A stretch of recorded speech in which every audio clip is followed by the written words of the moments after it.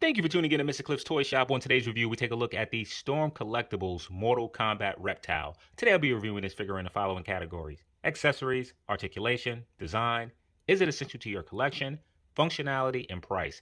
Once all scores are totaled, I'll give you my opinion if this figure is a pass or a purchase. One thing that I would like for Storm Collectible to do is to inform us which version of Mortal Kombat is this particular character based off of. And from what I can tell, that information is not shared anywhere on the box. So for accessories, we get a decent spread here. Starting to my top left, we get an additional head sculpt, and it's the lizard sculpt, and this thing is fantastic. When I say fantastic, I want to replicate this head sculpt and put it somewhere else. It really looks great. There are not sure if it's just a dry brush black, but I want to say there are a few shades of green in here. The eyes are painted exceptionally well. If you look inside the mouth, that's also detailed well. The teeth look great. This is a very nice head sculpt. Then you get a top portion to put over that lizard head sculpt if you want to. I certainly will not be displaying my reptile with that. You receive 10 hands in total, 2 on the character, which are fisted. And with Storm Collectibles, the hands usually look good. With this one, doesn't appear to be a lot of separation in between the fingers.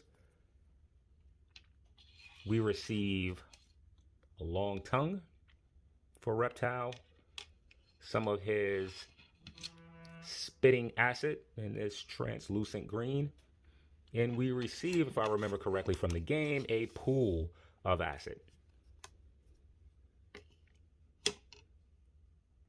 We also receive a stand. Don't think it's for the figure itself. Perhaps it's for this effect piece. So I'm pretty satisfied with overall accessories, and I'm going to give Reptile a 10 out of 10.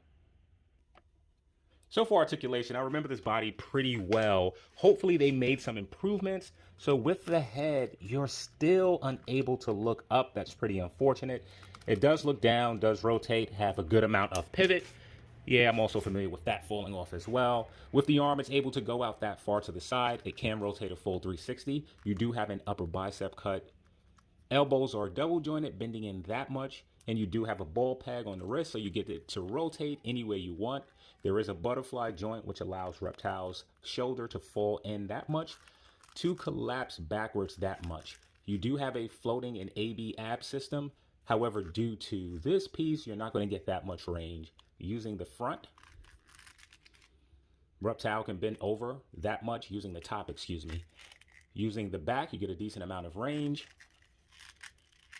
And you get some pivot. Using the combination of the two, he's able to go forward that much, backwards that much. You do have rotation and a great amount of tilt. The leg is able to kick out to the side all the way, goes forward that much, backwards that much. You do have rotation. My leg just popped off, so it actually doesn't rotate as much as I was twisting it, but you get about that much. Knees are double jointed. You can kick yourself in the back. Next point of rotation, there is none. The foot is able to go down about that much, up that much. You have that awkward angling. This just makes me pivot right there on the inside and outside. You do have toe articulation, which is pretty tight. So for overall articulation, I wish we had more movement in the head and ankles, pretty reminiscent with the other figures. I do feel like with this torso, I do feel some added movement. Maybe this one is just looser, or I'm putting more force into it. So for overall articulation, I'll be giving Reptile a 7 out of 10. So for design, I had to put this head up here, as I assume most collectors will display it this way. And the one thing that I noticed, I think the head looks a bit too small. It could be me. Also, the head does come with an option that you can put on top. So we'll do that in the functionality department.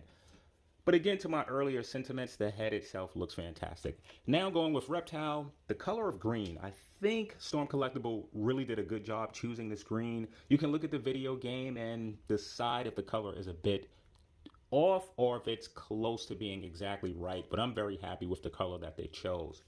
If you look at the lines are all where they need to be. Really simple design as well. It's just black and initially green. Now with the Sub-Zero figure, there was a lot of gloss finish over the matte. I don't see that so much on this figure. Most of it is just matte. Looking to the back, also painted well. Again, very simple design. Here I do have a few nicks. You can see some black seeping through here. I'm also happy with the flesh tone that Storm Collectible used. So for design, no real complaints. I'm going to go ahead and give Reptile a 9 out of 10. So how essential is Reptile to your collection? Before we answer that question, I do want to explain how I sort of changed the scoring when it comes to being essential. So with all of the groups, I score from 1 to 10. So I decided to sort of split the essential part. So half of that score will be the importance of that character to the story, franchise. The other half of that score will be the ability to pick up that character in action figure form. So now starting with the history of Reptile, which really there isn't a lot of backstory on this character. So Reptile is from a race called Saurians, something along those lines. Perhaps I messed up the pronunciation of that name. The Saurians were originally from Earthrealm and ruled for thousands of years until the Elder Gods had a war, forcing the Saurians to find another realm. That realm was essentially taken over by Shao Kahn, which killed and enslaved the entire Saurian race. Reptile decided to join Shao Kahn with the hopes of betraying him and freeing his people. So we first saw Reptile in Mortal Kombat 1, however, he wasn't a playable character at that time.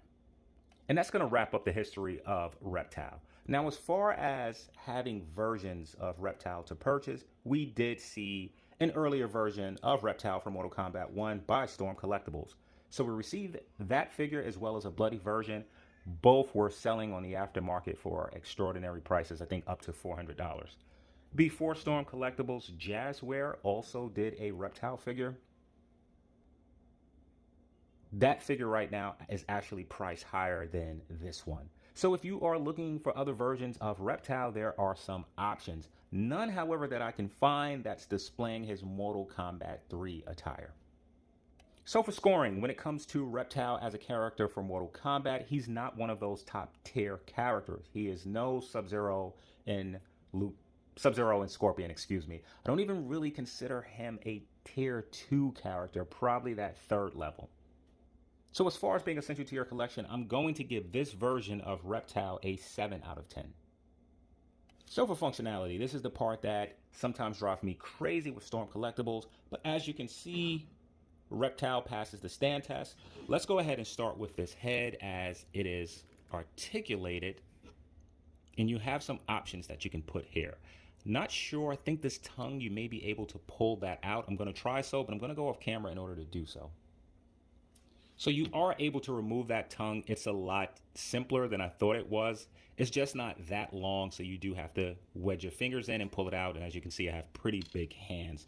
So I want to go ahead and take a look at his larger tongue. Also, the spitting effect. I'm 100% sure that the tongue goes there. I do want to see if the spitting effect goes there as well. So what you're going to go ahead and do, you're going to look for that groove up top. Hopefully you can see it. And you're going to wedge this in. All right, that was also pretty easy to do so. Pretty cool. We're going to go ahead and remove this one. With that out, I'm going to go ahead and wedge the tongue in. You can see that the tongue is sort of shaped. I think it goes this way. This is how I'm going to attempt to do it. And I think that's right, and that looks good. Let's remove this. And for the head, one final thing, we do have the helmet option, which fits on top. And there you go. Now this helps to make the head looks a bit bigger, but I'm not going to have my Reptile look this way. Now, as I mentioned earlier in the articulation part, I'm just shocked that we don't get more range here, particularly because the neck is able to move. Well, that's not bad, but the body itself is a bit arched. And one thing I could not or didn't feel like the head was really all the way down on that ball peg. It seems like it sits a bit high. Coming to the torso area, just due to the costume itself, it does restrict movement some, but this is very pliable.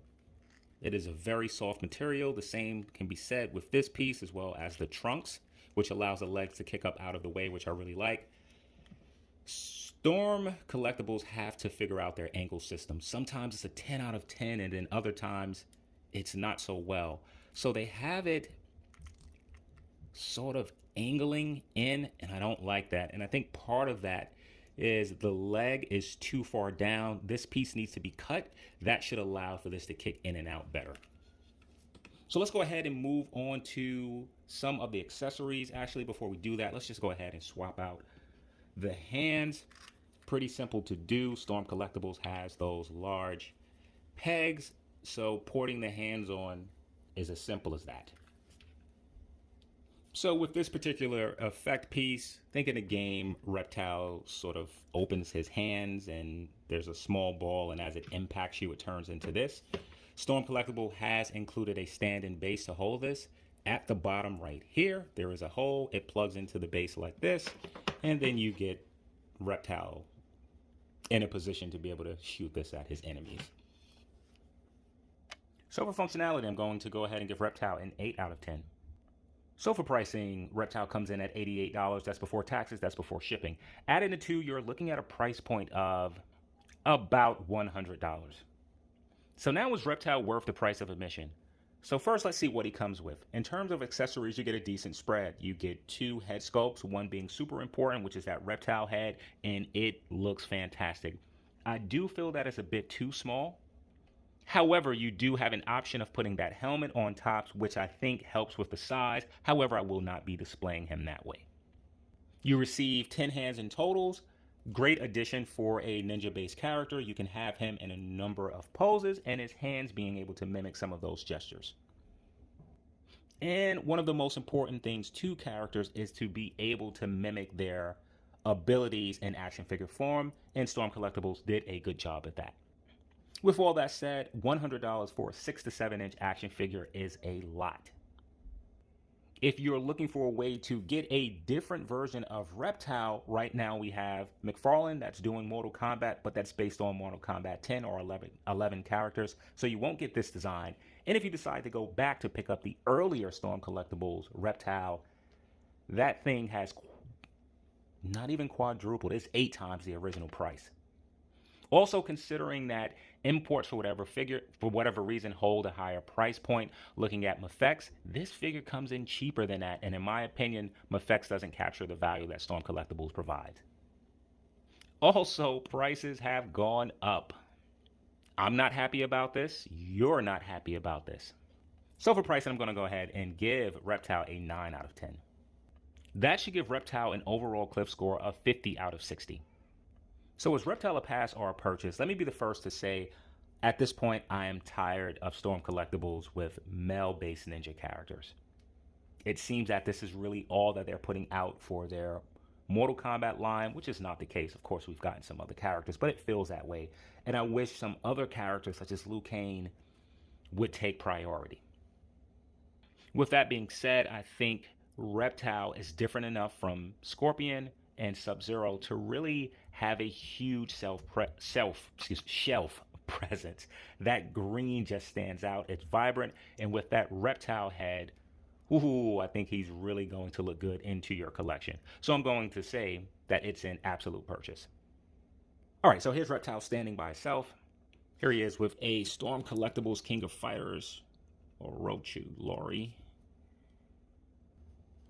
Here he is next to Mafex Psylocke, which I'm just taking out of the package.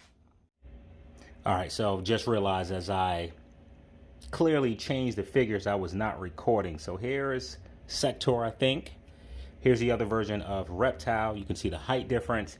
And looking at the heads, I think this is the same head sculpt. I'm going to go ahead and see if this one fits on there.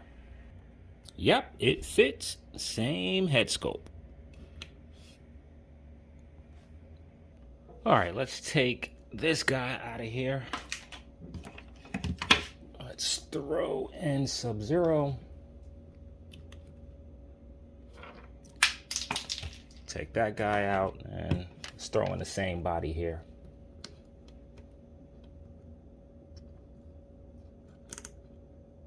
Okay. All right, so this is going to conclude this review. Thank you for tuning in to Mr. Cliff's Toy Shop. I hope to see you during the next episode.